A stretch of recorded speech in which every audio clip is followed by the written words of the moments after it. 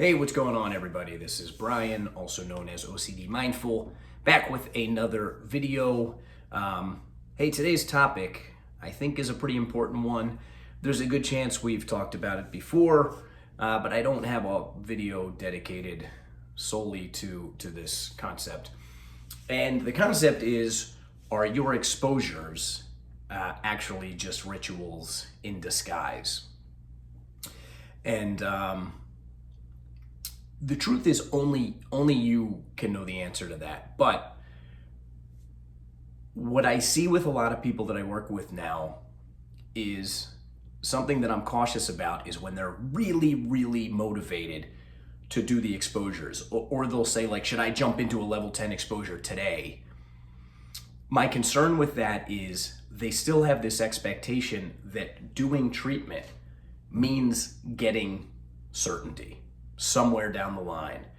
Even if they've been told, even if they've read 100 books, even if they've heard it from a bunch of different OCD therapists, they still have this sort of back-end idea that, okay, I'm gonna do all the hard stuff because eventually this thing is gonna go away. And so it's always important to remind yourself what the point of treatment is, what the goal and the expectations of treatment are. And I say this all the time. The goal really is just to get better, to feel more comfortable in the face of uncertainty. If we believe the classical ERP approach and the theory behind it, that we can habituate to anxiety simply by intentionally exposing ourselves to it and then not doing the ritual to try to undo it or to get the answer, then that's good too. But sometimes people put way too much hope in that prospect. And so they have this real hope that, okay, I'm gonna go out there and I'm gonna do level 10 exposures, because then, all right, even if I don't get certainty, it'll just be gone, it'll be gone. And there's something very against the mindfulness approach to living your life with that approach. And really what I'm hearing when people say this is they still can't tolerate the way things are right now, and they must do something to feel different. Okay, so there's this desire, there's this striving, there's this wishing, there's this hoping that, in my opinion, is what kept me from actually getting better for a long time. I kept having this belief that somewhere on the back end, me doing all this work would actually get me, to the way I felt before I ever had OCD. Or it would somehow get me to just not have OCD anymore. But again, that's not the goal. It's important for you to remember what the goal is. The goal is to simply feel more comfortable when the thought pops in, whatever your theme is. You don't have an answer to it. It might feel true. Another goal you might have is, okay, even if it feels true, it gets easier and easier to not have to ritualize in any way, shape, or form.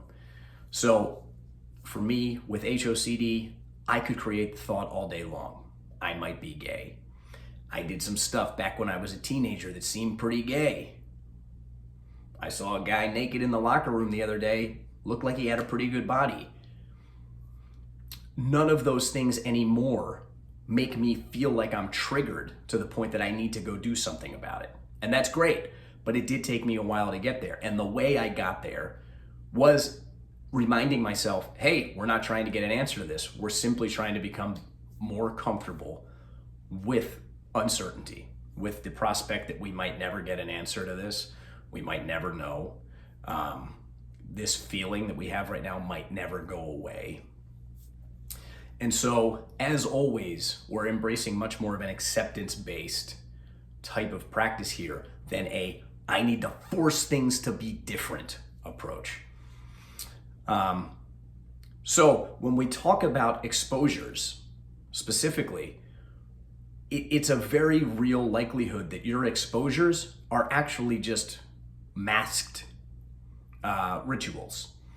Because if your expectation again is that by doing the exposure, you're eventually just gonna get rid of OCD, or you're gonna be the way you were before you had OCD, that you're just doing the same thing that a ritual is intended to do. You're just trying to get rid of the feeling. You're trying to force the feeling away. And you're kind of replacing one thing with another by saying, well, if I do the hard stuff now, I'm willing to tolerate the bad feeling now so I can get rid of it for good. Yeah, that is sort of the basic gist of ERP treatment, but I try to get people to let go of that second part of,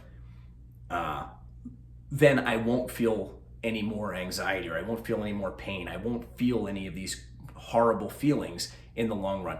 I try to get you to just not even think that, not intentionally go there with it. I say I'm gonna do the hard work now, because I basically, I believe that by exposing myself to the things that actually make me uncomfortable, the things that increase my doubt, the things that increase my anxiety, and then I don't do any ritual to try to figure it out. I let it actually just marinate in my mind and in my body, that the thing that I'm afraid of is actually more likely. I actually feel like it's more true now, and I don't do anything about it. That eventually our brains just go, we don't really need to think about it anymore. We don't have a certainty. We still don't have certainty. 12 years, 15 years into this thing for me, I still don't have certainty, but it doesn't exist like that anymore. I don't have this feeling like I need certainty. And I always give the example of, like, take a different type of OCD that you don't have. All right, my go-to is, when's the last time you talked to the person you love the most in your life? A best friend, a parent, a child. Do you have any guarantee? Do you have certainty that they didn't get in a car accident since then? Or that they didn't have some accident in their house and they could be dead? You don't have certainty on that, but it just feels like you don't need it. Okay, that's what we're going for. That's the same thing. You don't have certainty on all of these other things that all of the other people have that have OCD. You know, they have that theme. You don't have their theme, and they might not have your theme. And so it's the same thing. There's a million things we can have uncertainty about. This one particular one bothers you. And so really the treatment is, can we do the work to get it to a point where the uncertainty doesn't bother you as much? So you need to be honest with yourself if you're creating exposures that are geared towards your hope that this is all just going to go away, or you're going to get certainty on the back end. That's a bad attitude to take. More specifically though, if you're doing exposures that have all kinds of opportunities for rituals to sneak in, okay, this is why I talk about airtight exposures. If you're doing those types of exposures, you could end up just doing one giant ritual, even though you intended to do the exposure. I'll give you an example of me personally. One of the first things that I was given as an exposure when I first started receiving treatment was to go hang out at gay bars.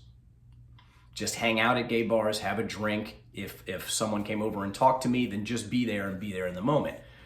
And I went and did it. Okay, it's clear to me now that this kind of thing completely failed. It completely backfired, because the entire time I was sitting there, I was able to analyze the entire setting. Am I into this? Do I find those guys attractive, or do I want someone to come talk to me right now? Boy, I wish there was some girls here. And so here I went and just set myself up for an opportunity to do nothing but ritualize.